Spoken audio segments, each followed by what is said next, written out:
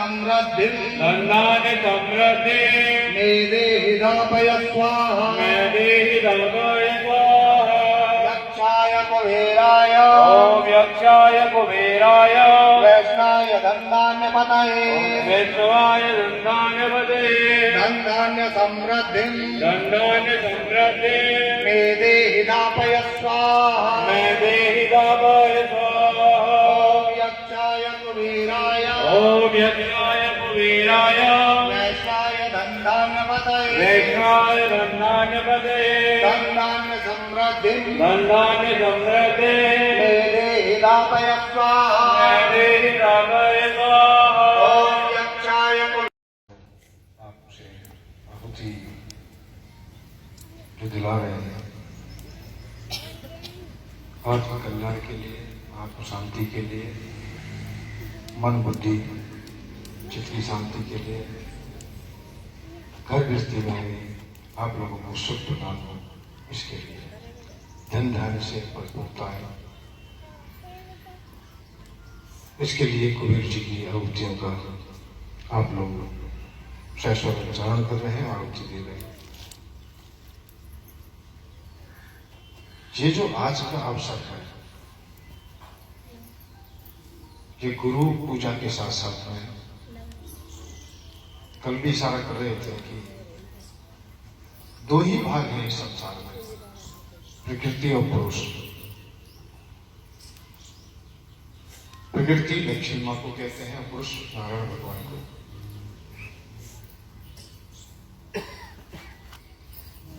इसी के विशेषण में भाग होते चले जाते हैं। प्रकृति की जब व्याख्या करते हैं तो माया के रूप में भी जानी जाती है, प्रकृति के रूप में जानी जाती है। ऋषि लोगों के लिए वो अविद्या के रूप में भी जानी जाती है, जिन्हें प्रकृति नहीं चाहिए, जिनके पास काम वासनाएं नहीं है, इच्छाएं नहीं है, क्रोध भी नहीं आता हो रहा है, लोभ भी नहीं है जिनके पास, विषय जिनके खत्म हो गए, उनको ये संसार कैसा लगता है? अविद्या। परंतु जहां काम है, अभी जहां क्रोध है, जहां लोभ है, जहां मोह है, जहां ये विषय है, वहां ये प्रकृति कैसी लगती है? लक्ष्मी के समान। लक्ष्मी मां का मां है, वो ठगनी कहते हैं। ज्ञानी पुरुष कहे जाते हैं जिन्हें संसार के भोग नहीं चाहिए, संसार नहीं चाहिए, वो तो इसको ठगनी कहते हैं, माया कहते हैं, अविद्या कहते हैं। इंद्रजालम विदम भ्रांति कल्पित रज्जु सर्वता आनंदम परमानंदम साबोधस्य सुखी जन। इंद्रजाल के समान कहा गया, जादूगर के तमाशे के समान कहा उन्होंने कि ये तो थोड़ी देर के वैसे ही दिखता है नहीं बिल्कुल। परंतु हम क्या कहते हैं? जिन्हें संसार में अभी चाहिए कुछ, उनके लिए है। माता पिता भी है, पत्नी भी है, बच्चे भी है, कन्या भी है जिसके विवाह करना है, पुत्र है जिसके जो पिता के कर्तव्य है उनका भी हमें निर्वाह करना है, पढ़ाना भी है, विवाह शादी करना है, काम करना है। तो ये सब प्रकृति अर्थात अर्थ पर निर्भर हो जाता है। अब दो ही बातें हैं, हम जितने भी बैठे हैं सब लोग, आज गुरु पूर्णमासी का अवसर है। सत्य तो बात यह है कि गुरु के लिए पूर्ण समर्पित हो जाए और हमें अब संसार में कुछ नहीं चाहिए, केवल मोक्ष चाहिए। उसका भी भरोसा नहीं है या नहीं, क्योंकि देखने के लिए प्रैक्टिकल नहीं होता मोक्ष। आकाश को जैसे शब्दों के घेरे में नहीं बांधा जा सकता, ऐसे मोक्ष को नहीं जाना जा सकता। आनंद की व्याख्या नहीं की जा सकती, इसीलिए भगवान को अनंत कहा गया, अच्युत कहा गया, अभेद कहा गया, अथा कहा गया। ये शब्द है ना तुम्हारी समझ में, तुम्हारे सामने है प्रवचनों में। भाई अथा है जिसकी कहीं था नहीं, तो कैसे कहें कि था है या प्रारंभ ही नहीं हुआ? हो सकता है प्रारंभ ही ना हुआ, अखंड है जिसका कभी खंड ना, खंड खंड ना, एक अब ये अखंड भी ना हो, ये भी कैसे कह रहे हैं हम? खंड होगा तो कह देंगे कि खंड में से अखंड हुआ है, पर हमें तो ये भी पता नहीं है कि अखंड है, मोक्ष है या नहीं है, क्योंकि जिसने पाया उसने बताया नहीं, उसने किसी को अपना अनुभव नहीं किया। जो अनुभव देता है तो प्रकृति में हो जाता है और अनुभव से परे चला जाता है तो मोक्ष वाला हो जाता है, और जो मोक्ष वाला हो गया वो हमारे काम का नहीं, और जो संसार का हो गया वो उनके काम का।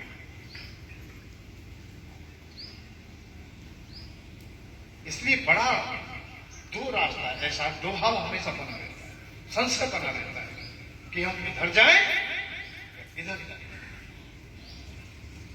जाए तो जाए किधर जाए।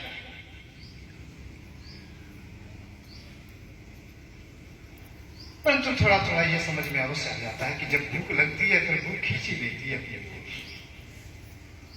भोजन की इच्छा होती है। कितनी भी बार हम उपवास करें, कितनी भी बार संकल्प करें, फिर भी भूख लगी आती है।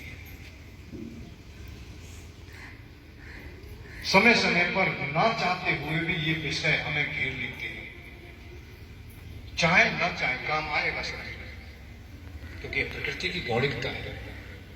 हमारे शरीर की रचना काम से हुई थी, ब्रह्मचर्य से किसी की रचना नहीं हुई,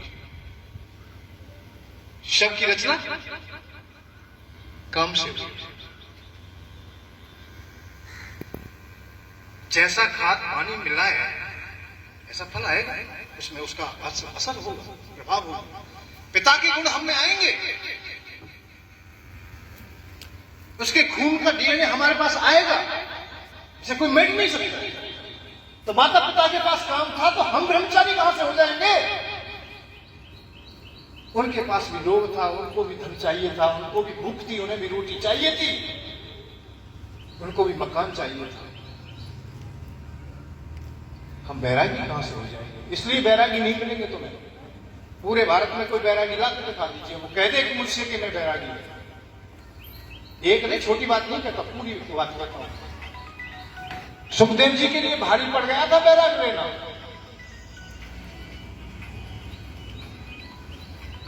सुखदेव जी स्वयं घबराहट में आ गए, और जब शिव पुराण पढ़ेंगे तो उसमें भी उन्होंने विवाह कर लिया।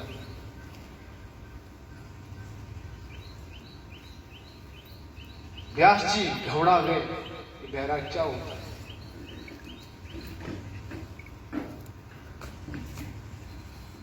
शास्त्रों को पढ़ पढ़ के देखो, खूब रिसर्च करो, बड़ा कठिन होता है। जब तक तुम्हारे हृदय में मोक्ष की भी चाह रहेगी तब तक मोक्ष ना मिलेगा। मोक्ष तब मिलेगा जब मोक्ष की भी चाह खत्म हो जाती है। तो चाहे तो कहीं ना कहीं बनी रहेंगे। कोई मुझसे कहे मैं बैरागी हूं तो बैरागी भी नहीं सकते। जो नहीं कह रहा है वो तो हो सकता है, पर कहने वाला नहीं हो सकता है। बड़ा गहरा रहस्य। जो कह रहा है कि मैं त्यागी हूं वो त्यागी नहीं हो सकता। हाँ, हो सकता है कि उसने भगवान श्याम सुंदर के कर्मयोग को यदि पढ़ा हो तो करते हुए चाहे कर्मयोगी हो जाए, करते हुए चाहे त्यागी हो जाए, पर ना करने वाला के लिए बड़ा कठिन है। मौन धारण करने वाला बहुत कुछ बोलता है, उपवास करने वाला बहुत कुछ खाता है, उन व्यक्तियों से अधिक खाता है। जो निरंतर खाते हैं उनसे ज्यादा खाने वाला केवल उपवासी होता है। हम रात दिन बोलते हैं, हमारा कोई प्रतिबंध नहीं है, परंतु एक मौनी से बहुत छोटा बोलते हैं, मौनी बहुत ज्यादा बोलता है। इस रहस्य को समझिए। अज्ञान ज्ञान में डूबा योगी ना करने पर करता है, करता रहता कर्म योगी करता हुआ ना करता है। भगवान कृष्ण ने यही बात कही गीता में कि तुम काम करते हुए, तुम युद्ध करते हुए भी कर्म के बंधन में नहीं बंधोगे, पर एक अज्ञानी व्यक्ति ना करते हुए भी बंध जाता है। जैसे कि मौन धारण कर लिया है, अब इच्छाएं बहुत है, गाने की, बजाने की, खाने की, मांगने की। अब इच्छा है तो हम कहेंगे कि भैया हमें कुछ दे दीजिए, परंतु सब तो निकल नहीं रही क्योंकि मौन व्रत लिया है। ना बोलेंगे हम लोग, एक शब्द भी नहीं बोलेंगे, इशारे से कहेंगे कि हमें दूध दे दीजिए भाई, एक गिलास दूध दे दीजिए। इशारा करेगा, पेट को दिखाएगा, समझ में नहीं आएगा तो फिर भीतर से गाली भी देगा, बुद्धि तू नहीं समझता है कुछ नहीं समझ में आया तो इशारा करेगा, दूध किसे कहते, कैसा होता है, अरे करती ऐसे गाय के नीचे पेट पे दिखाएगा, बछड़ा बनेगा, कभी गाय बनेगा, कभी कुछ बनेगा। बहुत कठिनाई से हो सकता है कि उस अगले व्यक्ति की समझ में आए कि ये गिलास दूध के लिए कह रहा है। और जो बोलता था उसने सीधा ही कह दिया, भैया एक गिलास दूध चाहिए। 2 शब्दों में फैसला होगा। और मौनी बाबा ने कितनी देर में फैसला किया? बोलता गया, हो सकता है कि अंत में पेन कलम निकाला और कागज पर लिख के दिया। अब बताइए क्या करोगे? मौन हुआ, एक संकट बन गया, इतना लंबा संकट बन गया जिसको कोई सीमा ने, एक छोटे से शब्द से काम चल रहा था, ब्रह्म जैसे इस स्पीकर के तार हटा दिए गए हों, बस मशीन पूरी चल रही है, जनरेटर भी चल रहा है, तेल भी फूक रहा है, सब काम हो रहे हैं, पावर तो छुप खर्च हो रहा है, केवल स्पीकर का ही तो तार हटा है। तो इसको भगवान किसने कहा? अज्ञान, अज्ञानी लोग ना करने पर भी करता है। ऐसे ही मैं ये बात इशारा करना चाहता हूं कि अनेक लोग ये बात कहते हैं कि ये वैराग्य, ये ब्रह्मचर्य है, ये फलाना नहीं। इस देश को, धर्म को, संस्कृति को, हमारे सनातन धर्म को काम की आवश्यकता है, क्रोध की आवश्यकता है, लोभ की आवश्यकता है, पर ये तुम्हें इन चीजों को जानोगे सही प्रकार से, तभी तुम्हें शांति मिलेगी, तभी धर्म सुरक्षित रहेगा, तभी तुम सुरक्षित रहोगे। धन की कोई बात करे कि धन बुरी चीज है, उसे फटकार दीजिए साथ के साथ। धन के लिए हमारे युग बदल गए और चले गए, पीढ़ी दर पीढ़ी चली गई, धन कमाने में लगे रहे। बुजुर्गों को पूछिए ना, हटे हाल कैसे कैसे जीवन यापन किए। आज एक व्यर्थ का व्यक्ति कह देता है धन व्यर्थ है। धन व्यर्थ नहीं होता कभी भी, क्योंकि धन व्यर्थ होगा तो प्रकृति व्यर्थ हो जाएगी, प्रकृति व्यर्थ हो जाएगी, लक्ष्मी माँ व्यर्थ हो जाएगी, लक्ष्मी माँ व्यर्थ हो जाएगी, नारायण भगवान हो जाएंगे, और नारायण भगवान हो जाएंगे तो दुनिया ही बेकार हो जाएगी, एक दूसरे के पूरा कह सकते। तो व्यर्थ थोड़ी करना है हमें अर्थ को भी पुष्ट करना है। इसके लिए हम लोगों के लिए आज का वो अवसर है कि हमें हर देवता के पास चलना होता है। जैसा जैसा काम है ऐसे ऐसे देवता नियुक्त है। इसलिए कुबेर भगवान धन के अध्यक्ष, धन के देवता है। ये बड़ा कठिन काम है, कोई नहीं बताना चाहता, क्योंकि बताए कैसे, संत कैसे बता दे, कोई वक्ता कैसे बता दे कि उसने तो संकल्प लिया है सबके सामने, हर व्यक्ति के सामने बताया है।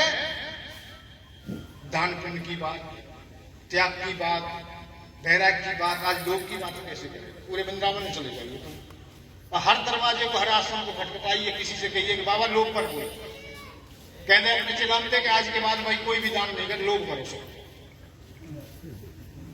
मर जाएगा, आत्महत्या कर लेगा। हम ये करें कोई दान मत करो, चंदा गौ माता के लिए बिल्कुल मत दीजिए। मैं संकल्प, वो ले लेगा वो स्वर्ग जाएगा, और जो देगा गौ माता का चंदा वो नरक जाएगा। अब इसका भाव समझो, जब तक आप नहीं सच्चाई को समझोगे तब तक तुम्हें शांति का मार्ग मिलेगा। गौ माता को चंदा ना दे करके गौशालाओं को केवल इतना कर लीजिए, उसी पैसे का दूध खरीद लीजिए, गौ माता का घी खरीद लीजिए। आज ही संकल्प ले लें कि हम अपने बच्चों को गाय के दूध से ही उनकी पूर्ति करेंगे, अतः गाय का दूध भी पिलाएंगे, पूजन करेंगे, हवन करेंगे, तो गाय के घी से करेंगे। क्या होगा इससे? कि दूध की महंगाई हो जाएगी, कीमत हो जाएगी, किसान की जीविका का साधन बन जाएगा, गौ माता बच जाएगी। गौशालाओं से कभी नहीं कर सकते, और गौशाला में जाकर के तो स्वयं मारते हैं गौशाला वाले। अभी ये हम नहीं पता है तुम्हें, कितनी गौशाला ऐसी जब स्वयं मारने में लगे होते हैं। रोजाना मारने में लगे होते हैं, रोजाना ट्रक के ट्रक लगे रहते हैं, मतलब उठाते फेंकते गाड़ते। और कई लोगों ने तो मरी हुई गायों का ही ठेका ले रखा है, उसकी आमदनी अलग है। इन बातों को छोड़िए, कुछ करना है तो सच्चाई से करना पड़ेगा। दान पुण्य तभी लाभ करेगा जब अच्छे पात्र को दे सको। इसलिए कहा है मैंने, तुम्हारा पैसा भोगों में लग जाए, व्यर्थ में चला जाए तो नहीं, इसलिए सही मार्ग पर। कुबेर भगवान के अलावा तुम्हें कोई भी धन को पुष्ट नहीं करने वाले, जैसे जैसे देवता तुम्हें चाहिए ऐसी ऐसी व्यवस्था है। इसलिए अब लोग सब लोग आचार्य पद्धति के अनुसार 5-5 आहुति और कुबेर भगवान के लिए देंगे, समर्पित करेंगे। उसके बाद में आप लोग पूर्ण आहुति करके एक एक करके हमारे पास में आएंगे और हम आप लोगों के लिए, जिनके लिए यंत्र हैं उनके लिए यंत्र मंत्रित करके हमारे मनोज जी सामने हैं, उन पर अपना नाम पता लिखाएंगे, अपने यंत्र को बदलेंगे। 1 साल हो गई है वो पूरा ही बदल देंगे। किसी को कोई परेशानी दिक्कत होती है वो 6 महीने में बदल लें। और जो हमारे शिष्य लोग हैं वो अपनी कंठी ले लेंगे, साथ पाएंगे और आराम से अपना रहेंगे। अपना आश्रम है, शांति मार्ग पाते हुए अपने अपने नगर के लिए जाएंगे और याद करते रहेंगे। ठीक है, जय श्री राधे, जय श्री कृष्ण। ये गोला तैयार करो, वो तैयार है।